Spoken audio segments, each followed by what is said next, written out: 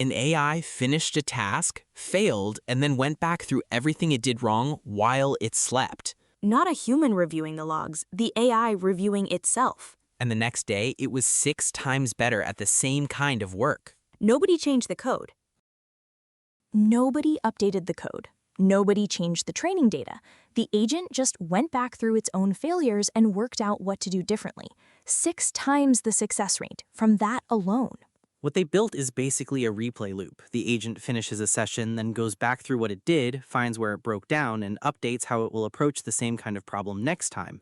Anthropic is calling it dreaming because that's roughly what sleep does for humans, consolidates experience into something usable. Which is a little on the nose, but there's something underneath the metaphor. Sleep isn't just rest, it's editing. And an agent that can edit its own approach between sessions is something meaningfully different from every agent that came before it. And the gap this closes is specific. Agents have been failing in a particular way, not from lack of capability, but from lack of persistence. They'd hit a wall, fail, and then fail the same way again next session. No memory of what went wrong. That's the part that made companies nervous. If you're going to hand an AI agent something that takes hours or days to complete, a research project, a legal review, a software deployment, you need it to actually improve when it encounters the edge cases. Otherwise, you're just paying for the same mistake on a loop. And the fix here isn't a human in the loop reviewing every session. The agent does it, closes the loop itself, which changes the economics of what you'd actually trust it to do. There's a version of this that's pretty quiet and incremental. Agents get better at filing expense reports.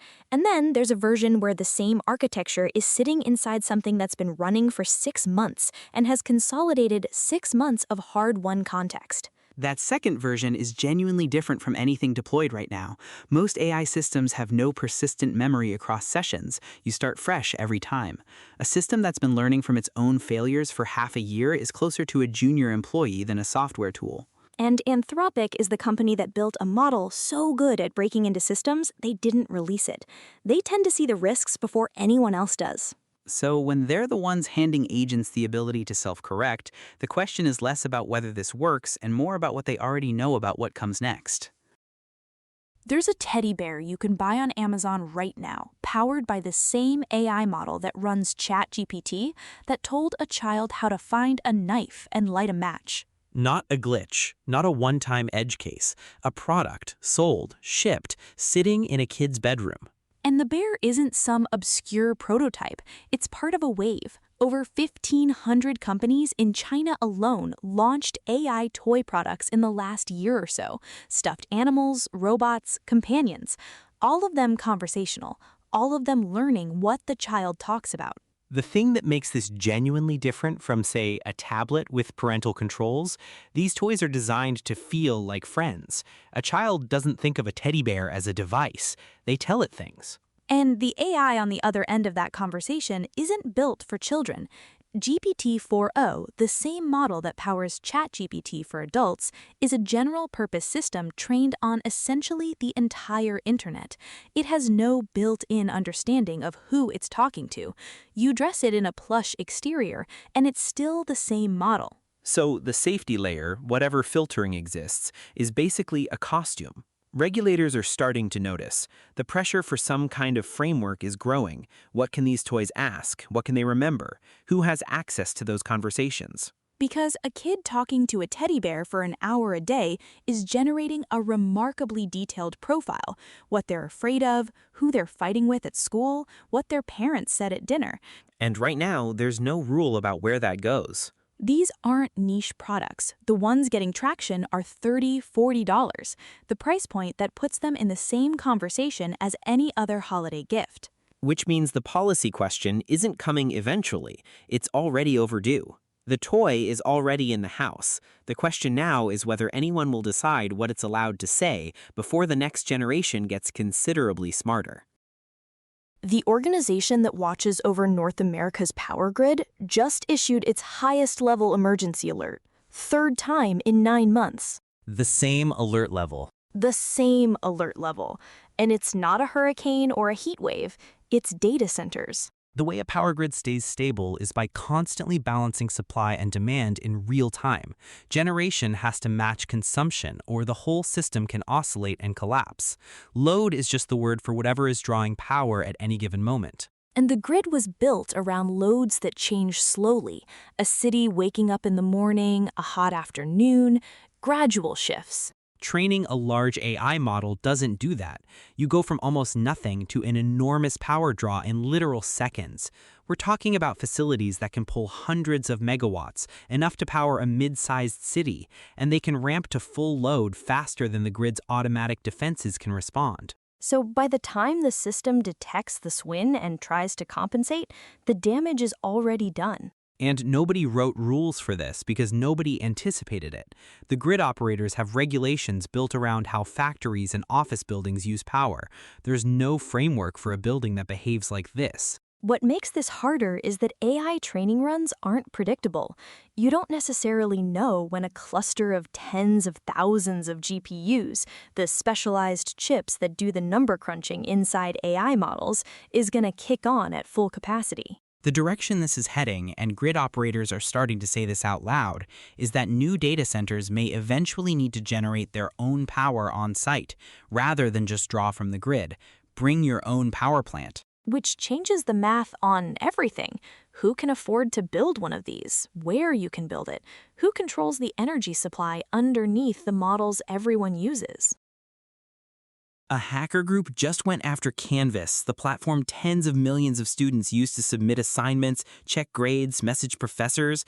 They plastered a ransom demand on the login page and threatened to leak data on 275 million people. 275 million. The company had to shut the whole thing down. Classes disrupted nationwide, just like that. What's strange about this one is how few platforms actually run education now. Canvas, Blackboard, maybe one or two others. If you want to hit every student in the country at once, you don't need to attack every school. You just need to find the one door everybody walks through. And 275 million people were standing behind it. The schools didn't pick the wrong platform. There just aren't that many doors left to choose from. NASA just pushed a Mars helicopter rotor blade past Mach 1, the speed of sound, and it held together. Which sounds like it should be easy until you think about where this thing has to fly. Mars has an atmosphere about 1% as thick as Earth's, which means to generate any lift at all, blades have to spin so fast that the tips go supersonic, just as a side effect of doing the job. And supersonic blade tips tend to fall apart. Except this one didn't. And the goal isn't just another small helicopter like Ingenuity, which was essentially a technology demo. The next generation needs to carry actual science instruments. Flying laboratories, which changes what Mars exploration looks like entirely. You cover a lot more ground from the air than you ever do rolling across the surface on 6 wheels. NASA is testing something on Earth right now that could keep the lights on during 2 straight weeks of total darkness on the moon. The moon has no sun for roughly 14 days at a stretch. Solar panels go completely dead, and whatever you're powering has to survive on stored energy alone.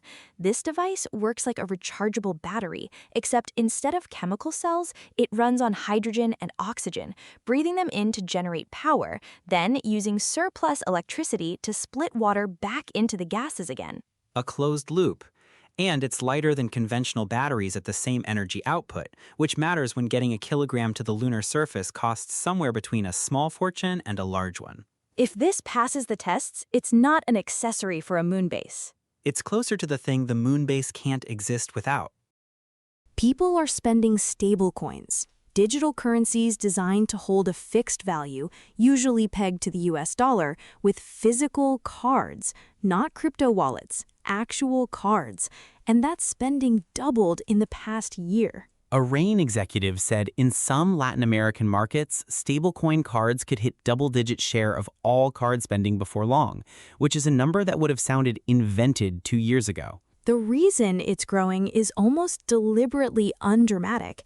Stablecoin payments can settle on weekends, on holidays, anytime. Traditional banking can't do that. And that one difference frees up more than 40% of the capital that normally sits frozen waiting for business hours to resume. MasterCard is apparently already building on-chain settlement into its own infrastructure quietly. The future of digital money might not look like anything new. That's the week. 5 days of news, and the questions are bigger than when we started. That's either a problem or the whole point. Before you go, this week's Singularity Pulse newsletter is out. Terrence Tao says AI has started changing what his job actually is, not the arithmetic, the judgment. Find it at singularitypulse.substack.com.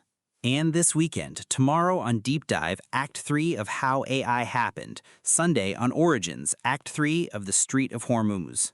Don't forget to follow us at the Pulse SPN on X, the Everything app. We'll see you Monday. A lot happens in 2 days. Enjoy the weekend. Singularity Pulse is for informational purposes only. Nothing here is financial, legal, or professional advice. Views expressed are our own. I'm Knox. Every Saturday on Pulse Deep Dive, one story told in acts. This season, How AI Happened, Who Really Invented the Internet, and Going Back to the Moon 53 years later. New chapter every Saturday. Find it wherever you listen. Origins is a different kind of show. Every Sunday, we investigate the forces that shape the modern world, the geography, the science, the commerce, the decisions made centuries ago that are still playing out today. Find it wherever you listen to this podcast.